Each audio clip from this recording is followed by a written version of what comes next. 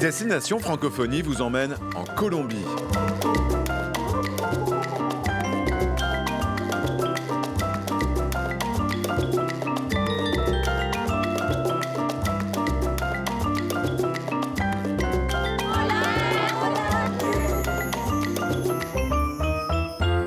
Bonjour et bienvenue dans l'une des plus belles destinations d'Amérique du Sud.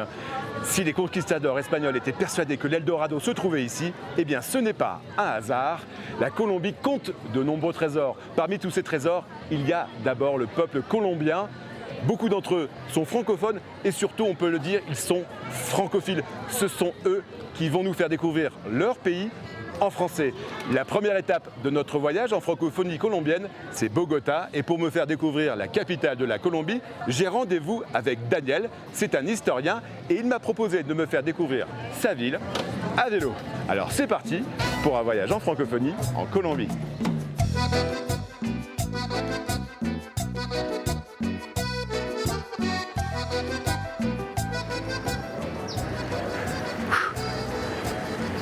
Ça grimpe Bogota. Et j'ai retrouvé Daniel sur la place Bolivar.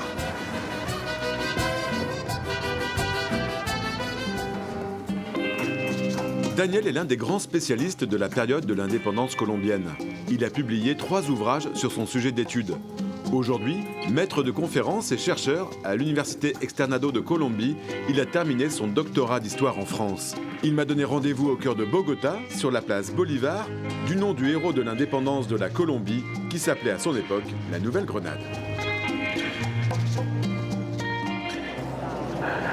Salut Daniel. Salut Yvan, comment ça va? Et dis donc, on sent l'altitude quand même à Bogota. Ah bah oui, quand même, 2600 mètres. Mais les Colombiens, je le vois, pour eux, il n'y a pas de problème. C'est vraiment un peuple de vélo quand même. Oui, et de plus en plus, je trouve. De plus en plus, des gens font du vélo.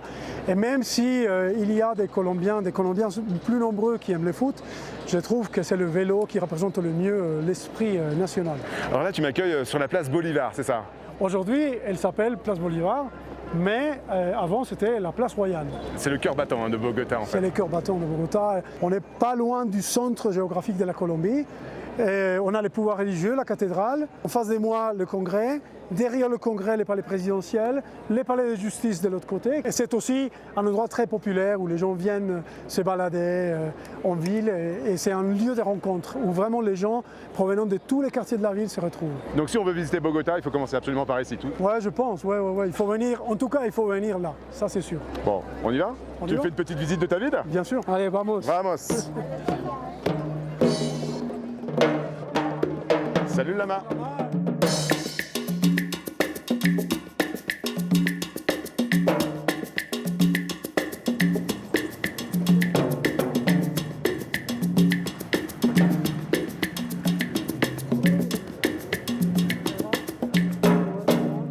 Alors le cyclisme, Daniel, s'affiche même sur les murs de la ville. Belle coïncidence, parce qu'en ce moment, il y a une expo dans cette bibliothèque à propos du cyclisme colombien. Et tu vois là Rigoberto Urán, qui a été deuxième au Tour de France. Tu vois ensuite Nairo Quintana, qui a été deuxième et troisième au Tour de France.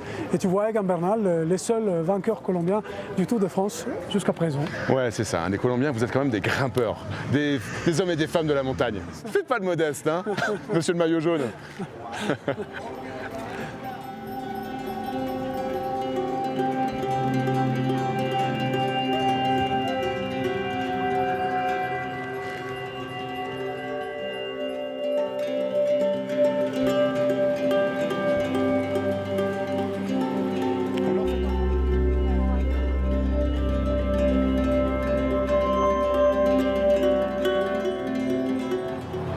Ah, ils sont très beaux ces balcons, Daniel.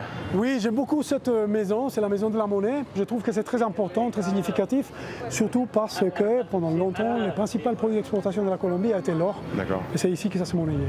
Et tu vois les armes du roi, la seule mention qui reste au roi d'Espagne dans le bâtiment public. Donc c'est un des seuls vestiges laissés par les révolutionnaires colombiens à l'époque. Voilà, quant au pouvoir royal, exactement. Allez, on monte? On monte. C'est parti. Je te suis. Allez, on y va. C'est parti sur le col de Bogota.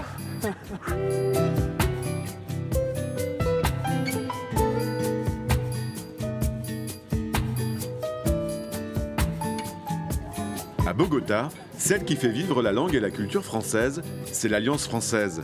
Elle a même 3 sites dans toute la ville et s'intègre à un réseau de 12 alliances françaises réparties dans toute la Colombie. Avec plus de 7000 élèves par an, sa principale activité est bien sûr les cours de français. Ça va pour tous? Ouais. Il faut dire que de nombreux Colombiens apprennent le français pour partir vivre et travailler au Canada. La force de l'Alliance française, c'est aussi sa programmation culturelle. Et depuis quelques années, elle mise sur le numérique pour faire découvrir la France et les cultures francophones.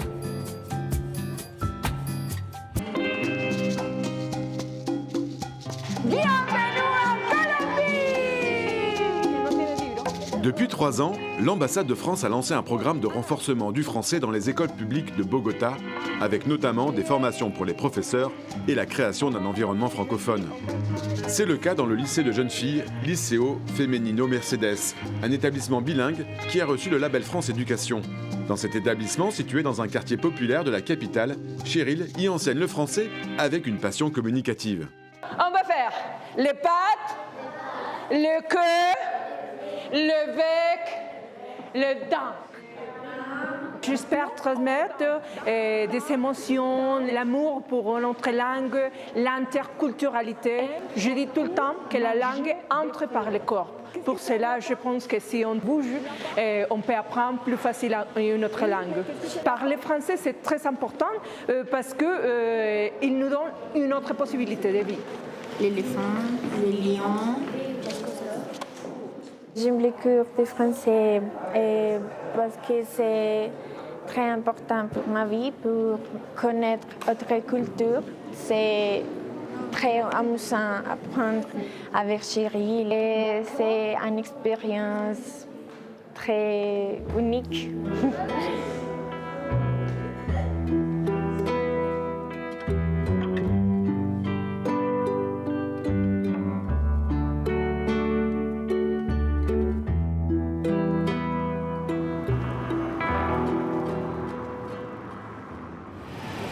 Daniel, quelle balade! Ça t'a plu? C'est génial! J'adore Bogota. Bon, là, je t'amène voir la maison qui a été offerte à Bolivar par la ville de Bogota, juste après la bataille qui a décidé l'indépendance. Et Bolivar, il est là. Il est là. Allez, on y va. On y va. Donc il habitait ici. Des très brèves périodes, parce qu'il était quand même occupé à faire la guerre Et la Révolution. et la révolution.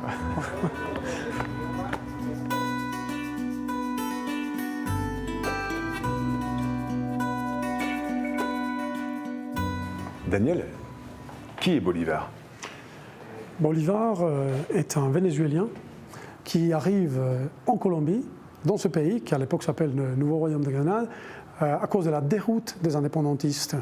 Et il a la chance, l'énorme chance en 1879 de conduire les armées victorieuses des indépendantistes. Et dans ce tableau-là, on voit Bolivar et à ses côtés une femme coiffée de plumes qui représente la liberté américaine. Bolivar, il est connu dans tout le continent latino-américain. Il a mené la lutte indépendantiste ensuite en Équateur, au Pérou et en Bolivie. Donc il est effectivement connu un peu partout, oui.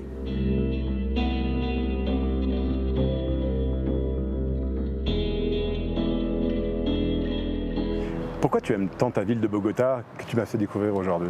C'est une ville très diverse, aussi bien du point de vue biologique, plantes, animaux, etc. C'est un endroit très très riche, mais aussi du point de vue culturel, parce que les gens de toute la Colombie viennent vivre, travailler à Bogota. Et puis c'est une ville qui bouge. C'est une ville qui bouge, exactement. Beaucoup, ouais. Quel rapport tu entretiens avec la langue française? C'est surtout en lisant et en écrivant que j'entretiens ces liens déjà anciens avec la langue française. Donc je lis quasiment tous les jours en français, aussi bien de la littérature que des ouvrages de sciences sociales. Merci beaucoup, Daniel, de m'avoir fait découvrir ta ville de Bogota en vélo, le moyen de locomotion des Colombiens. J'ai adoré. Ah ben écoute, je suis content de savoir que ça t'a plu et puis j'espère qu'on se reverra un jour. J'espère. Tu sais, je vais aller dans une autre ville que tu connais certainement, bien c'est Cali. Ah génial, on dit que c'est la capitale mondiale de la salsa. La capitale mondiale de la salsa. Je vais danser alors. Ben, j'espère. Merci Daniel. Merci. À très bientôt, Yvan.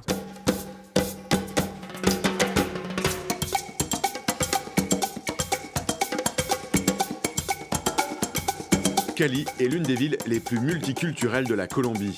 À 1h30 du port de Bonaventura sur le Pacifique, Cali est une ville ouverte à toutes les influences et la danse coule dans les veines de ses habitants.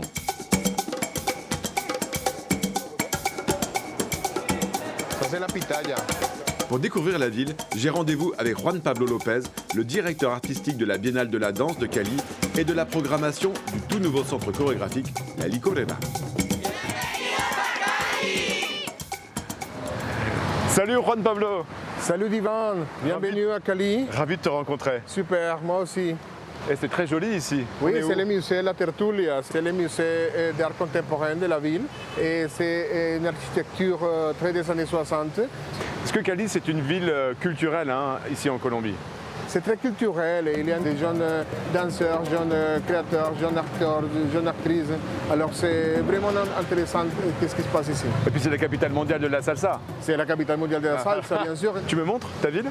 Bien On fait un sûr, petit tour? bien sûr. On y va? Bienvenue. Allez, Ok. c'est parti.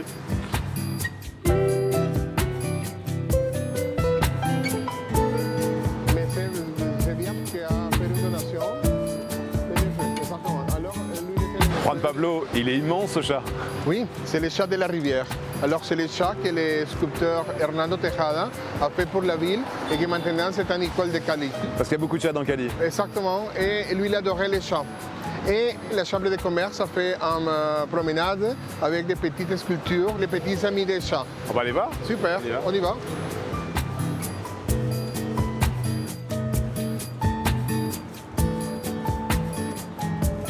on y va. Maintenant, je t'invite au centre chorégraphique La Licorera. Et je tiens à cœur parce que c'est l'espace où je travaille. D'accord. Alors on y va? Avant de partir faire son master en France, Juan a étudié le français pendant plusieurs années à l'Alliance française. Bienvenue à l'Alliance française de Cali. L'Alliance française de Cali est installée depuis 80 ans au centre de la ville. Avec ses 2000 étudiants, l'affluence aux cours de français est si importante que la construction d'une annexe est prévue dans le sud de la ville qui est très étendue. J'aime apprendre le français à l'Alliance française. Il existe une très belle convivialité dans cette Alliance française. La médiathèque, l'espace café ou les salles d'exposition permettent aux francophones de Cali de se retrouver.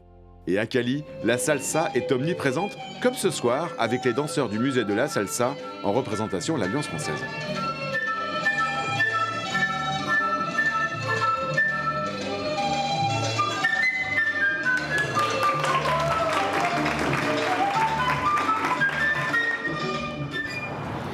Alors Yvan, nous sommes au centre chorégraphique La Licorera, qui c'est le centre dédié à la danse, ici à Cali, et c'est comme un centre national de la danse en Colombie. On a l'impression qu'on est dans une usine. Oui, Yvan, c'était l'ancienne usine de licor del Valle del Cauca, et maintenant c'est un espace qui fait une réunion de différents genres de danse qui habitent la ville et qui habitent le pays. Alors maintenant, je te propose d'aller voir un groupe de jeunes danseurs de la ville. C'est des groupes de Tango Vivo Salsa Viva, c'est un des grands champions de salsa et alors fait la découverte de la salsa caleña. La salsa La salsa caleña. caleña. Caleña. C'est joli en français ce mot. C'est très caleña. joli, oui, oui. La salsa de Cali. C'est ça.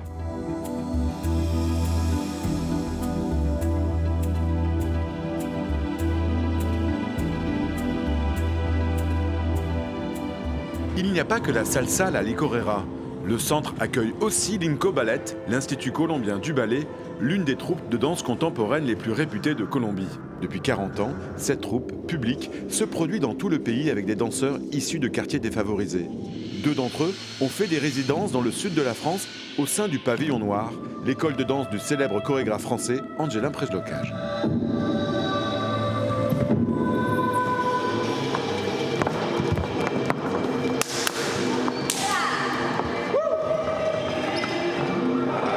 Super.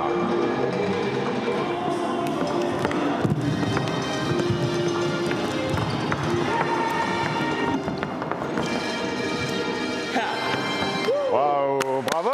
Bravo! Mi nombre es Sara. Mi nombre es Jorge. Mi nombre es Laura.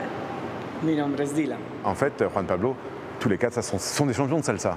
Oui, bien sûr, il vient de l'école Tango Vivo Salsa Viva. Ce sont des champions de salsa, parce qu'à Cali, nous faisons aussi le mondial de salsa, et que la salsa caleña, maintenant, c'est dans le patrimoine immatériel de la Colombie.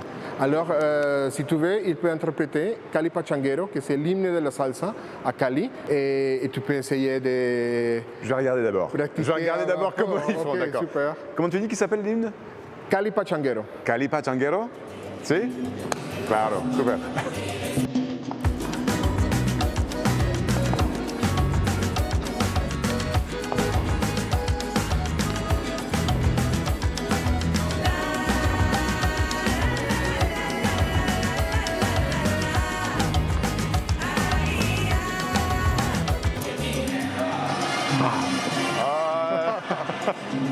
Ok. Ajá. ¡Se fait tourner!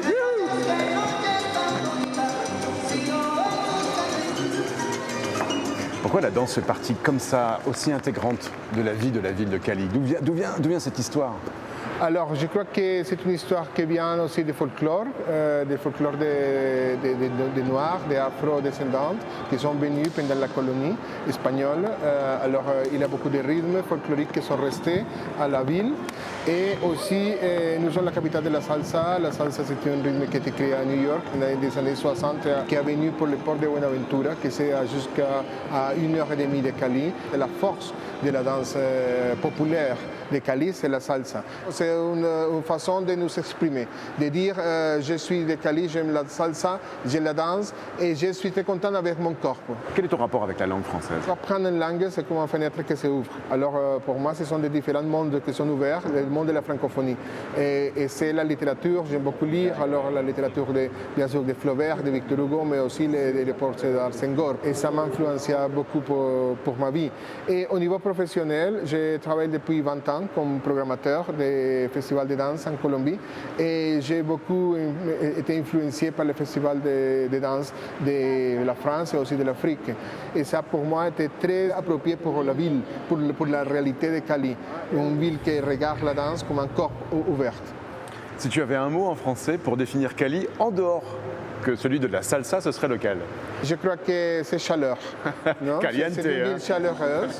C'est une ville chaleureuse. C'est une ville qui bouge aussi entre la créativité de ces gens et la beauté de la nature, non? Et la sonorité de la salsa. C'est vrai. Merci, Pisson. Vous êtes magnifique. Vous êtes magnifique. Cali! La salsa à Cali! Pour me rendre compte de la chaleur du Cali, direction le soir dans l'un des hauts lieux de la salsa, la Topa Tolondra, où les habitants de la ville vous invitent spontanément à danser avec eux.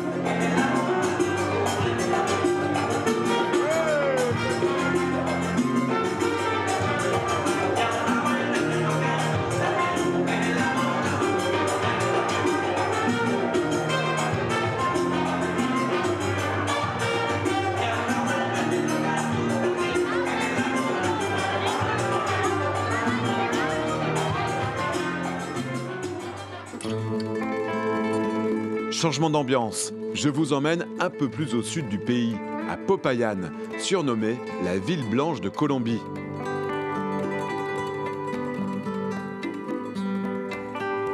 Les meilleurs architectes de l'époque coloniale sont intervenus dans le centre historique de cette ville, qui est aussi renommée pour sa gastronomie. Bienvenidos a Popayan, Colombia. Pour me faire découvrir cette spécificité, j'ai rendez-vous avec Mauricio, un chef né en Suisse de parents colombiens. Après avoir travaillé plusieurs années dans des restaurants en France, il a décidé de rentrer à Popayan pour ouvrir son propre restaurant. Je retrouve Mauricio au marché où il se rend tous les jours. Salut Mauricio! Salut, ça va? Ça va, ravi de te rencontrer. Bienvenue à Popayan. Alors Popayan, il paraît que c'est la capitale de la gastronomie en Colombie. C'est ça, c'est ici qu'on fête le congrès gastronomique national.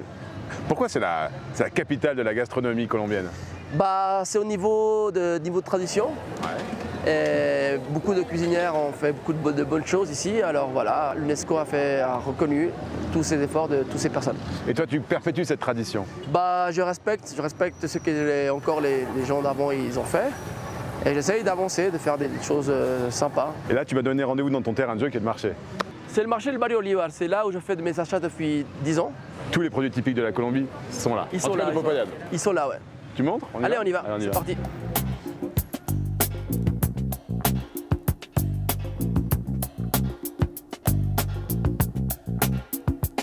Popayan.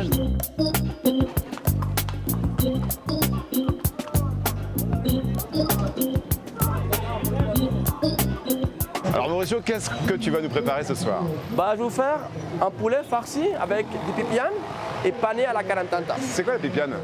Pipián, c'est une sauce avec de la pomme de terre et de la cacahuète. Donc alors, qu'est-ce qu'il faut trouver comme ingrédient? Bon, poulet, cacahuète et la carantanta pour le pané. Et le carantanta pour le pané. Bon, mais c'est parti alors. Ok, on y va. On y va? Le maïs. On dit quoi le maïs? La carantanta. Carantanta, c'est ce qui est ici. Bonjour, il est là le poulet? Bah voilà le poulet. Il est pas mal, hein? Si, joli. Alors quoi, donc elle vend du poisson et de la viande. C'est une poissonnerie et une boucherie en même temps. Voilà. Allez, c'est moi qui regarde. Gracias. Muchas gracias. Gracias. Ah, tiens. Tiens, t'as goûté ça à Cali? Non, c'est quoi? Ça s'appelle chontauro, ça vient d'un palme. C'est le fruit du palmier. C'est ça, ils le font cuire. Muchas gracias. C'est bon? C'est marrant, hein, c'est subtil. Tu connais tout le monde au marché, toi? Bonjour. Bah voilà la pomme de terre. Ah, elles sont belles. Alors c'est laquelle? Ah, c'est celle-là en fait, c'est une pomme de terre typique d'ici. Elle a comme des touches roses si tu veux. Ah ouais, c'est joli, hein. C'est une pomme de terre qui se défait très rapidement. Elle est casse-pied à éplucher. Ça, ah. Donc tout à l'heure, Mauricio, c'est corvée de patates pour préparer ton plat. Bah tout à fait. Et il y a toujours la salsa qui est là. C'est ça, pour que les gens s'animent. Pour que les gens s'animent. Bon, on est parti? Allez, on y va. Avec nos pommes de terre, notre poulet. quelque chose? Ouais, allez, vas-y, je te laisse les patates. Ok. C'est plus lourd.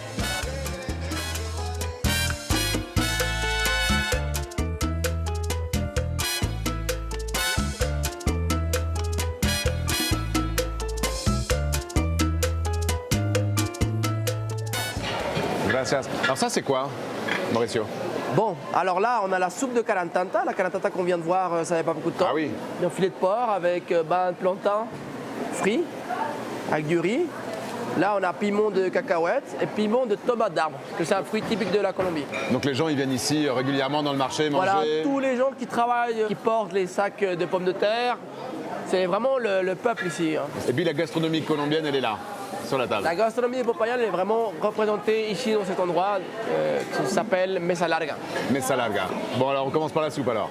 On commence par la soupe, c'est ça. Avec la carantanta. La carantanta.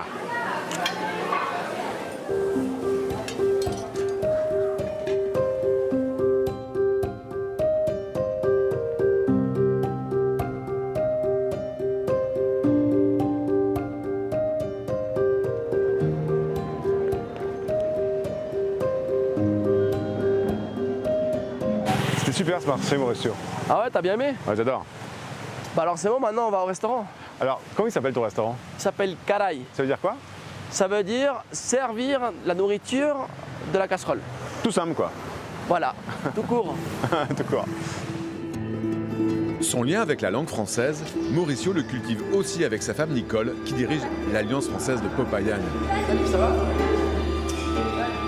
Créée dans les années 60, l'Alliance reçoit chaque mois une centaine d'étudiants qui veulent apprendre le français. C'est féminin ou masculin? Les professeurs interviennent même dans les écoles de la ville pour créer un réseau d'excellence dans l'éducation du français. Ici, pour attirer les enfants vers la langue française, on aborde le français de manière ludique à travers des jeux.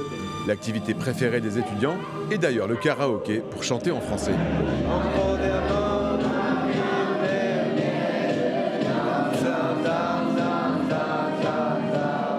La convivialité est au cœur du projet de l'équipe de l'Alliance française.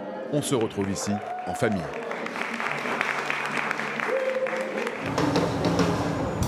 Et ben voilà mon restaurant. Caray. Voilà. Alors c'est par où la cuisine? C'est par là, on y va. On y va. Alors là, Mauricio, voilà. C'est la fameuse corvée de patates qui nous attend. Voilà. Dès que c'est épluché, tu enlèves les yeux, tu as les petits yeux. Voilà. Merci. Allez, on va passer avec le couteau. Allez. Alors après, on va le mettre à feu doux. On va mettre notre pipián là. Et puis après, la panure, la fameuse panure de carantanta, ok? Ça va cuire de 7 à 10 minutes.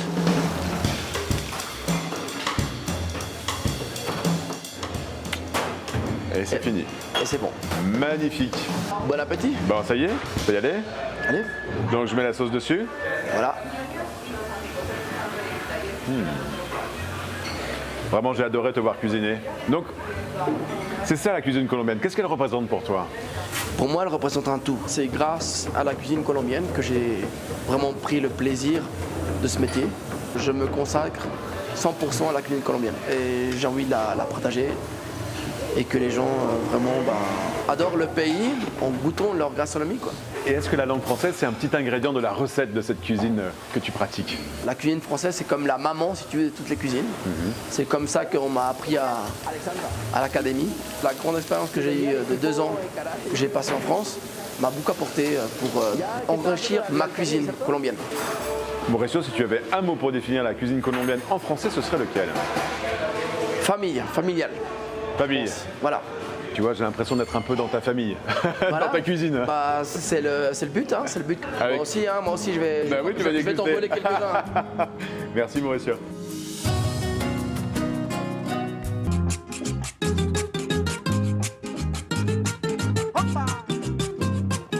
Destination Francophonie vous emmène en Colombie.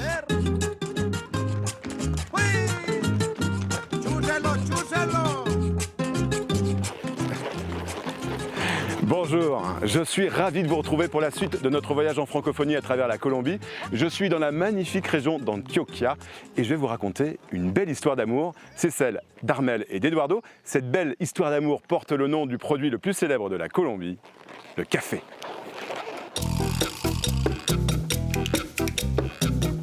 Armel et Eduardo se rencontrent en 1979 à Nantes, en France, où Eduardo, tout jeune Colombien, décide de faire ses études. C'est le coup de foudre et ils créent ensemble une entreprise dans le fret maritime. Ils font rapidement fortune. Mais en 2017, ils décident de se lancer dans la production de café dans le village natal d'Eduardo, la Manchuria. Son père et son grand-père étaient des caféiculteurs. Leur exploitation connaît un développement rapide avec une dimension sociale. Les 200 cueilleurs bénéficient tous d'une sécurité sociale.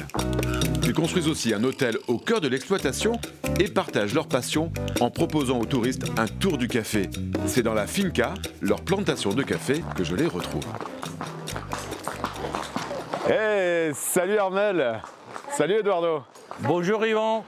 Comment ça va? Bah super. Bienvenue en Colombie, bienvenue à Café La Manchuria. Merci. Il y a un problème. Ah.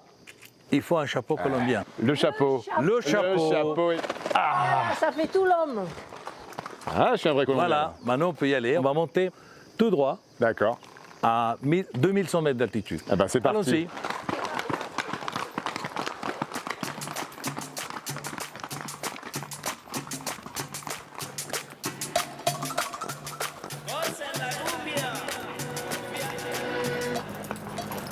Et donc, vous vous promenez souvent comme ça, dans la plantation à cheval? Ah oui, oui, toujours. C'est vraiment le moyen de C'est le moyen de la locomotion dans la montagne. C'est le plus sûr. Et on peut accéder dans les endroits les plus reculés de la plantation.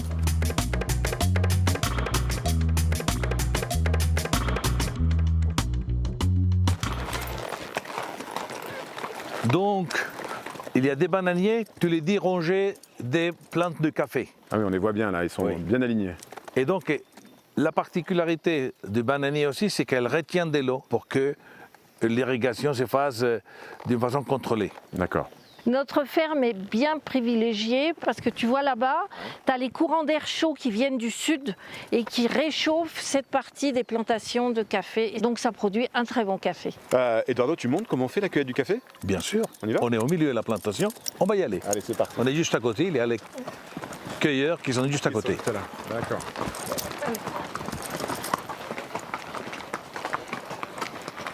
Yvon, je vais te montrer un arbre de café en fin de production, mais qui a la particularité, tu vois, ils ont déjà passé une fois ici. D'accord. Il reste des grains verts. Grains verts, c'est pas mûr? C'est pas mûr, on repasse après. D'accord.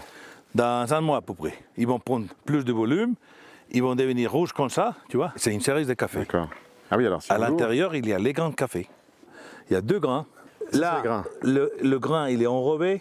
Il a 3 robes en fait. Ça, la pulpe, ça a du glucose tout autour. Donc c'est les sucres naturels qui lui donnent au café. Et c'est très sucré, hein. Ouais. Donc le café, en fait, il est déjà sucré. Le café, il est sucré. Donc pourquoi lui mettre du sucre? Un mauvais café ne mérite pas le sucre. Un bon café, il n'en a pas besoin. C'est aussi simple que ça.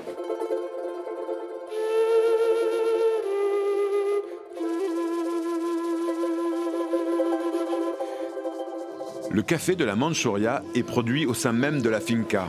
Les grains rouges arrivent directement de la plantation par de longs tuyaux pour être triés et sélectionnés. Une fois la pulpe enlevée, le grain est pesé pour déterminer sa qualité. Après être séché, l'écorce du grain est enlevée pour être enfin torréfiée. Alors voilà Yvan, je vais te montrer nos différents cafés. Ici tu as notre café premium qui est un café lavé. Voilà, il est là avant d'être torréfié. Là nous avons notre café honey qui est un café séché avec son miel. Et ici on a notre café privilegio, privilège en français, qui est un café d'une variété exotique.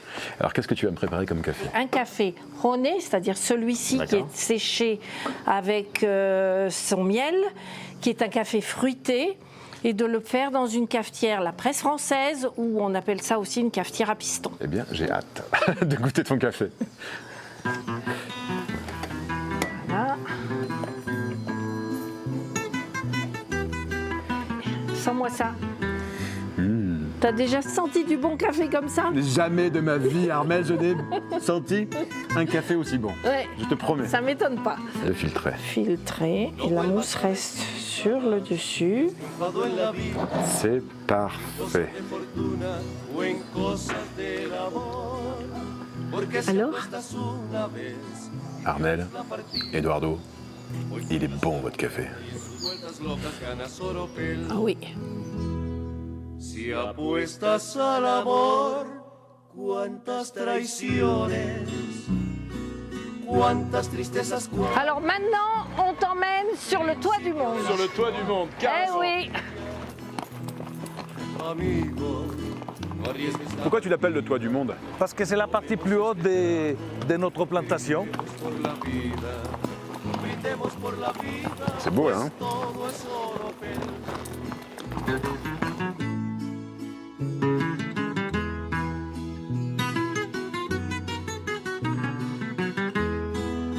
Si apuestas al amor, cuántas traiciones, cuántas tristezas, cuántos desengaños. Cuando el amor se aleja, como en las noches. Et là, c'est la table qui est là-bas, alors? On va sur la table, là où il y a les veaux. Ok. Amigo, cuánto tienes, cuánto vale. Salut les vaches. Oh, magnifique ce que vous avez préparé. Ya es actor este. Este ya es actor. C'est bon? Brindemos por la vida, brindemos por la vida, pues todo es solo bel. Pourquoi c'était important pour vous de venir ici sur le toit du monde? Parce que bon, il y a un paysage qui est unique, il y a une énergie qui est unique aussi, il y a un magnétisme. Je pense que je suis très privilégiée de pouvoir profiter de cet endroit et de le partager avec les autres, vraiment. Que représente pour vous le café qui est un produit vraiment typiquement colombien? La tradition. Mes grands-parents, mes parents ont produit du café. Ça représente une persévérance, un travail constant.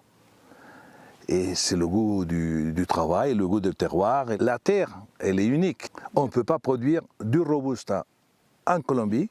La terre, elle est trop bonne pour produire un café moyen qualité. Donc le terroir, il est bon pour de bonnes qualités dans l'arabica. Le café, c'est vraiment le produit de la Colombie. On ne peut pas parler de Colombie sans le café. Non. Pour moi, le café, c'est vraiment l'image de la Colombie et une image positive de la Colombie. Parce que la Colombie, elle a été bien salie par la cocaïne. Et donc, pour moi, c'est vraiment une passion de vouloir montrer au monde et à la Colombie aussi qu'on peut faire les choses bien et qu'ici, on peut avoir un produit du terroir. Comme en France, on fait du bon vin, dire au monde à l'extérieur, en Colombie, on fait un excellent café et voilà, c'est tout. Il y a aussi un ingrédient dans la recette de votre histoire d'amour liée au café, c'est la langue française. La langue française. Qu'est-ce qu'elle représente pour vous? Mais quotidien. Armelle et moi, on parle toujours en français. C'est un peu marrant parce que des fois, on parle avec nos collaborateurs en français et on ne se rend pas compte. Culturellement, on essaye aussi d'apporter la petite touche française. Eh ben, c'est super. Donc un café colombien à la française. Allez, merci à vous.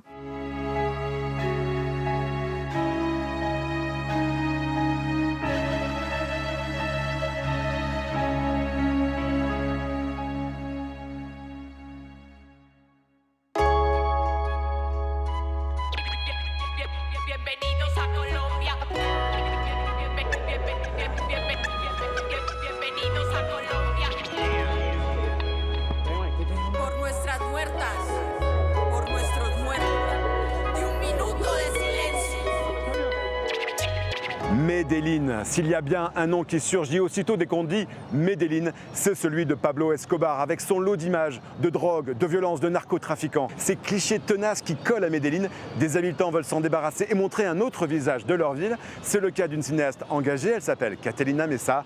Elle m'attend au cœur de la ville, sur la place Botero. Catalina a grandi en Colombie, mais elle a toujours été attirée vers l'ailleurs. Une traversée de l'Orient, puis New York, et enfin Paris, où elle a fait ses études de photographie et de cinéma dans la prestigieuse école de la Fémis.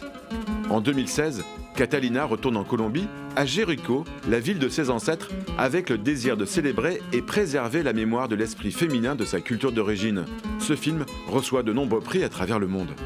En parallèle de son métier de cinéaste, Catalina s'engage pour protéger la biodiversité de son pays en créant des espaces de dialogue et d'action avec le festival Agir pour le vivant entre la France et la Colombie. Salut Catalina! Bonjour Ivan, bienvenue à Medellín. Medellín? Medellín. On ne dit pas Medellín? Pas Medellín, Medellín. Medellín. Oui. Pourquoi tu m'as donné rendez-vous ici? Ici, c'est vraiment le centre culturel de la ville. C'est une place que Botero, l'artiste, a donné toutes ces sculptures. Donc c'est vraiment un lieu d'art. Mais Botero, c'est un artiste assez emblématique de Medellín. Oui. C'est un artiste qui est né ici, qui est très reconnu dans le monde. Alors on a eu la chance de pouvoir avoir toutes ces sculptures comme cadeau. Oui, puis alors ici, ça bouge. Hein. Ça bouge, il y a du bruit partout, il y a de l'agitation. Il y a un esprit particulier à Medellín. Medellín, c'est vivant et c'est très festif. Mais... il y a toujours des gens. Ben voilà. Mais ça, c'est chouette. Ça, c'est chouette. Mais je vais quand même te faire découvrir d'autres aspects de cette ville. Je pense que tu vas bien aimer. Tu vas élargir ta vision de Medellín. Ben, d'accord. Alors, on est parti pour la promenade.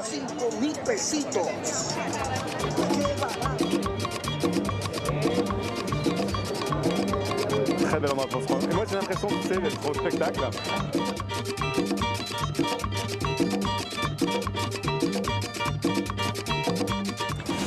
Voici le jardin botanique de Medellín. D'accord. Et qu'est-ce que ça représente, cette structure? Elle est magnifique. On l'appelle orchidorama. Chaque structure, c'est comme un orchidée. Parce qu'ici, on accueille la grande fête des fleurs de la ville. C'est au mois d'août et tous les collectionneurs amènent les plus belles fleurs et c'est très joli. Ouais. Donc c'est la fête des fleurs? C'est la fête des fleurs, c'est la fête de la nature. Oui, bien sûr.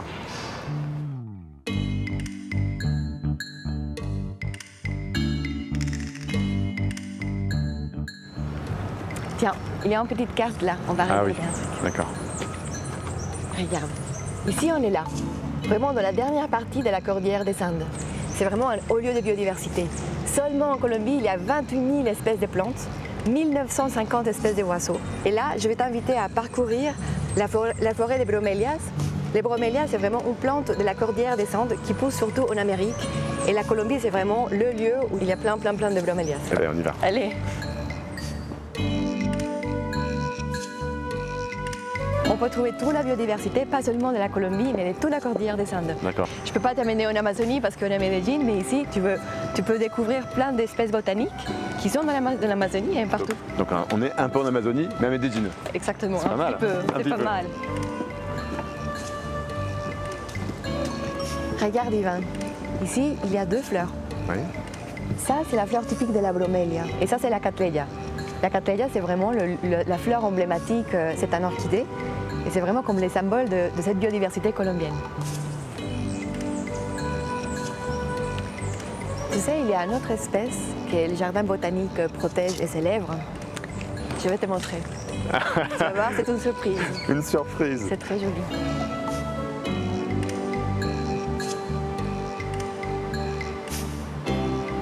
On est dans la maison des papillons. C'est que la Colombie, il y en a 4400 espèces de papillons. C'est vraiment le pays qui a plus de diversité des papillons du monde. C'est chouette, hein? Ouais. Ici, il y en a à peu près 13-14 espèces de papillons différentes. Ce lieu ici, il correspond aussi à ton idée du festival Agir pour le vivant. Oui, Agir pour le vivant, c'est un festival qui commence en France, à Arles. Et cette année, on a fait la première édition à Medellín. C'est très important de commencer à dialoguer entre cultures différentes.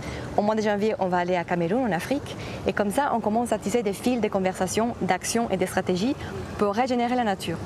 Ça m'a fait prendre conscience des lieux où on est ici, dans la planète. C'est-à-dire qu'on est vraiment dans un haut lieu de biodiversité. Donc il faut vraiment protéger tout ce patrimoine vivant.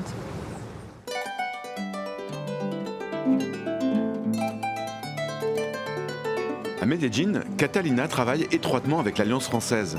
Depuis 75 ans, c'est le pôle central de la ville pour la promotion de la langue et de la culture française. Bienvenue à l'Alliance française de Medellín. Elle organise plus de 50 événements culturels par an grâce à ses 2 galeries d'art et son théâtre. On va passer à la deuxième partie. Plus de 2000 élèves y viennent apprendre le français avec un objectif bien spécifique, comme l'explique Yann Lapoire, le directeur de l'Alliance française. Et les élèves ne sont pas intéressés que par la France et la mobilité en France. Ici, on a une grande partie de nos élèves qui sont aussi beaucoup intéressés par le Québec et par la possibilité de partir au Québec pour aller étudier, pour aller travailler. C'est une vraie chance aussi de pouvoir faire vivre la diversité francophone au sein même de notre alliance.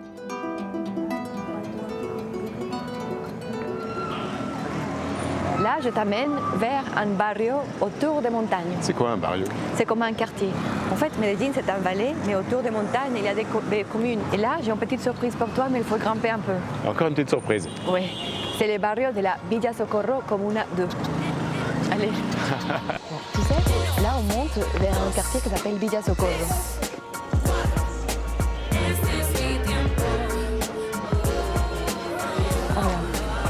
Hola. Hola. Hola. C'est très animé.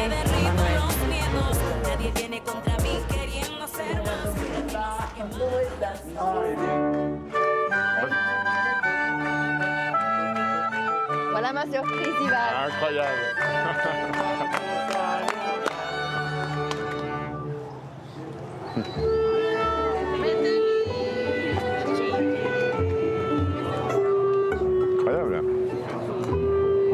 L'orchestre philharmonique de Medellín compte 70 personnes.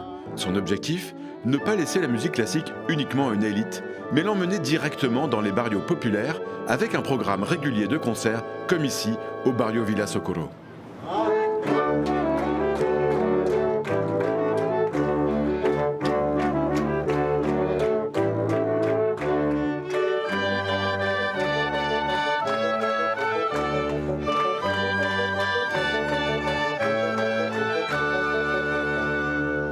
Merci beaucoup, Catalina, pour cette surprise. T'as aimé? J'ai adoré. C'est important de faire venir la culture ici dans ces quartiers. Ivan, ici, il y a 30 ans, c'était la guerre. C'était vraiment la guerre entre les narcotrafiquants, l'État. On ne pouvait pas accéder ici. Ce programme de la Philharmonique de la ville, elle est incroyable parce qu'elle accède vraiment à des endroits où avant c'était inimaginable de partager cette culture ensemble. Pourquoi la langue française est importante pour toi aujourd'hui? J'ai commencé mon travail à New York et j'ai vécu le 11 septembre là-bas. Et du coup, je me suis dit, qu'est-ce qui est important dans la vie? Qu'est-ce qui est important pour moi? Je me suis dit, je ne sais pas encore, je n'ai pas toutes les réponses, mais j'aimerais faire quelque chose qui me redonne la joie de vivre. Je me suis dit, j'aimerais apprendre le français. Et c'est comme ça que je suis arrivée en France. Et pour moi, cette langue qui a été une nouvelle renaissance, un nouveau espace de vie, des recherches, d'ouverture, des voyages, c'est vraiment comme un deuxième mère pour moi. C'est pour ça que j'adore cette culture et cette langue. C'est vraiment un grand cadeau pour ma vie en tout cas.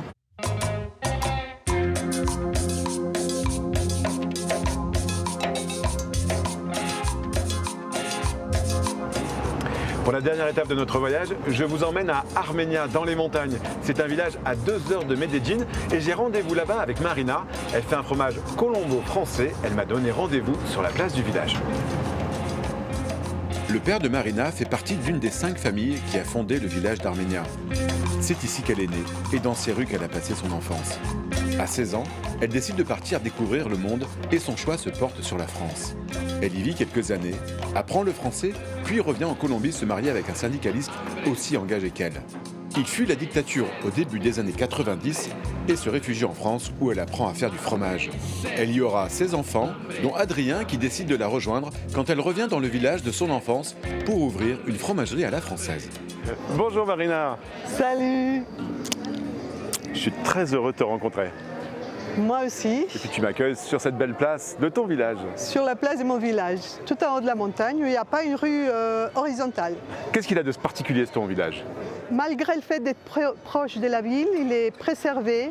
Donc on a une authenticité, on a une vraie vie de paysan. On fait du café, du lait, on vend des produits. Comment ils sont les habitants d'Armenia?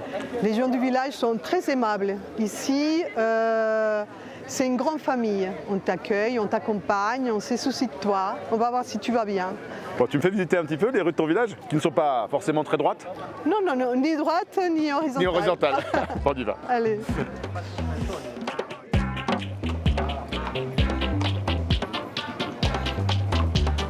Tiens, voilà, là c'est où on achète le café. On est en train de finir la récolte. Là c'était le privé, là c'est la coopérative. D'accord. Toi tu bois combien de litres de café par jour? Maintenant je ne bois plus que 2. 2? Alors avant tu en buvais combien? 3-4. 3 litres par jour. Les gens ils ont des très beaux chapeaux ici. Ah oui, oui, c'est important le chapeau. C'est possible d'en acheter un, tu crois? Allez, d'accord. Bon dia. Bon dia. Muy bien. C'est possible d'avoir un chapeau, il est très beau. Con mucho gusto. Ah, ce qui me va. Bien Ah, gracias. Alors? C'est beau? Est-ce que j'ai pas l'air d'un vrai Colombien? Eso es un obsequio. Un cadeau. Pecuaria, por si acaso. Merci. Ah oui, j'ai vu les gens dans le village, ils le portaient comme ça. Eso. Voilà, un vrai mantequillo. Muchas gracias, muchas gracias. Con mucho gusto. Adios. Hasta luego, que se bien, gracias. Ah. Et voilà. Ah, t'es parfait. Parfait là. Ah. Tout de suite, les gens me regardent différemment dans le village. J'ai déjà l'impression de faire partie de la famille. Ouais. Hein? On va à ta fromagerie? Allez, on y va. Bon, voilà, là on est chez moi. D'accord, bonne nature. Bonne nature, à la fromagerie. Dans ta fromagerie. Queseria Timi Sinti. Voilà, c'est un jeu de mots. Que serais-je sans toi et fromagerie. Queseria, c'est la fromagerie en espagnol. Voilà, c'est ça. C'est ça. Là, on rentre dans les labos. On a découpé le cahier. Elle est en train de faire de la tome. La tome, c'est la recette que j'ai apprise en France. La tome, à 6 mois, elle est très très bonne. Moi, je la trouve très bonne. Mais les Colombiens préfèrent entre 2 et 4 mois. Donc, un fromage un peu plus frais. Plus frais, voilà. Pour eux, c'est déjà un fromage affiné. Et c'est du fromage de vache en particulier. Il n'y a pas de chèvre, il n'y a pas de brebis ici. Il n'y a pas de chèvre, pas de brebis, non. C'est le moment dégustation alors. Voilà, là il y a tout est fromage. Et donc tu fais ces dégustations ici comme ça dans la rue? Je fais la dégustation à l'extérieur, les gens goûtent, ils découvrent, ils sont surpris. Ouais. Et comme ça ils peuvent savoir ce qu'ils vont acheter. Bon, ça se boit avec un verre de vin. Allez. Ouais. Bon, alors. Je te le sers. Avec plaisir. Je sais pas lequel goûter tellement il y en a, mais je vais prendre celui-là.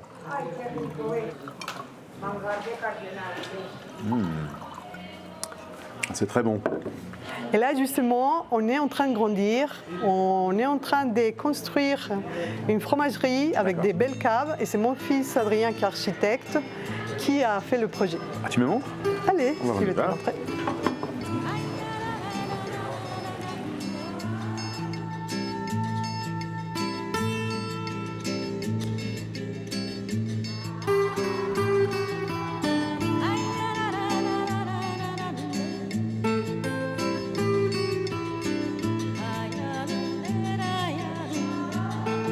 Bon, et voici les prochains locaux de la fromagerie.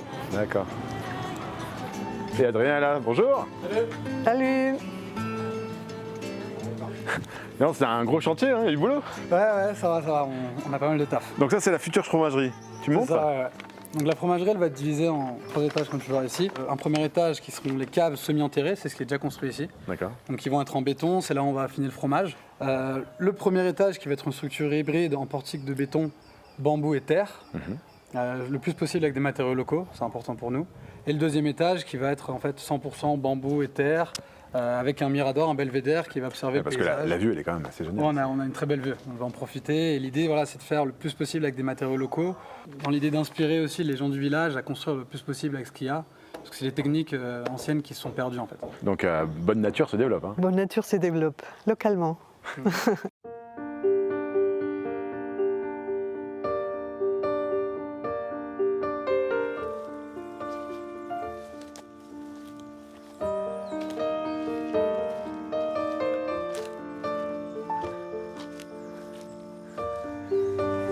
Marina, pourquoi tu m'as amenée ici? Parce qu'ici, c'est le paysage typique du village. C'est notre réalité. C'est la montagne. La montagne, elle est forte, Elle est agréable, elle est saine, mais elle n'est pas toujours douce. Elle donne beaucoup de force, il faut savoir la puiser. C'est important pour toi de revenir ici? Après avoir vu un peu le monde, après avoir été en France, je voulais finir chez moi. Je veux que les autres femmes voient qu'une paysanne peut aller et revenir et faire et changer le monde un petit peu. Qu'est-ce que la connaissance de la langue française t'a apporté dans ta vie? La confirmation qu'une des valeurs principales de ma vie, c'est la liberté. Et j'ai dû aller la chercher en France parce que quand même c'est un petit village traditionnel, patriarcal, machiste, où une femme n'avait pas la permission de faire un peu sa vie comme je l'ai faite. Et en France, j'ai pu tout faire. J'ai pu être maman, j'ai pu étudier, j'ai pu travailler, j'ai pu voyager.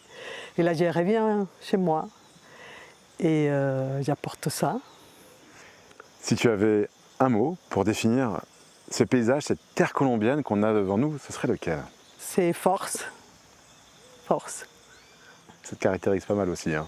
Comme ton fromage. Voilà. Merci de m'avoir fait découvrir ce paysage magnifique et ton village et ta terre. Je t'en prie.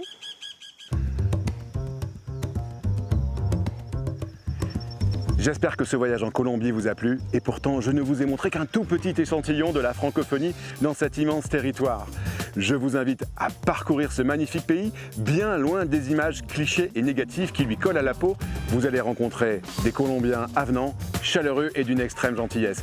Je vous donne rendez-vous très prochainement pour une nouvelle destination. D'ici là, portez-vous bien, où que vous soyez sur la planète francophone. Hasta luego!